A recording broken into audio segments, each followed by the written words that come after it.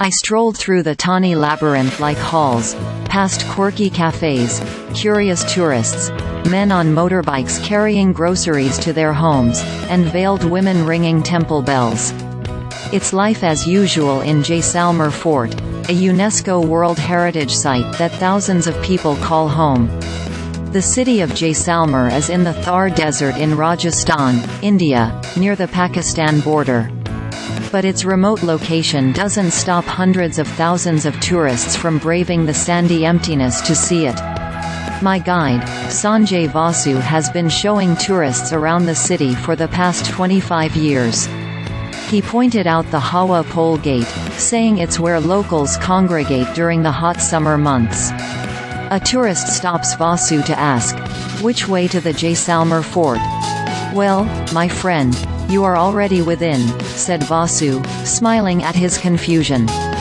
King Rawal Jaisal built the fabled fort in 1156.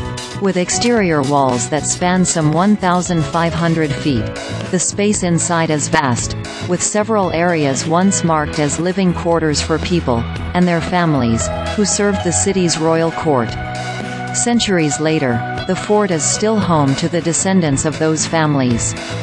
The fort has a tumultuous history, from its glorious days as a major city on the Silk Road to enduring plunder and conquests by foreign invaders and more recent conflicts with Pakistan. But today, the fort attracts other types of outsiders, hundreds of thousands of travelers who come to the location, which was named a UNESCO World Heritage Site in 2013, along with 5 other forts in Rajasthan.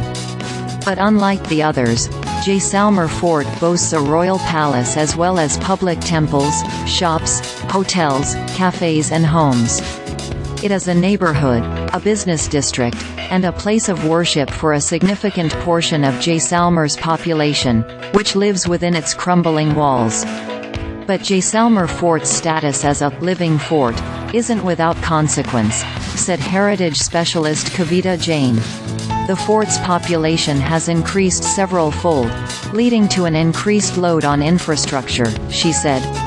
Old sewage lines and improper drainage have caused water to seep into the foundation, and when one stone falls, it can bring down several others.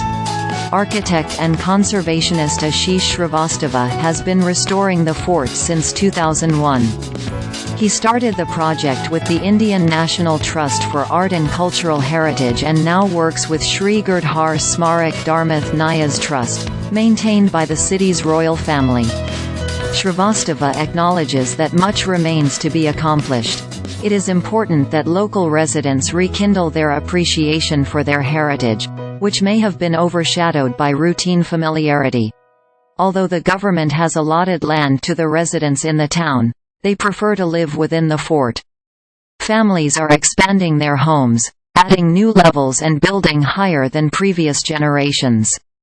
But the original foundation may be unable to withstand the weight.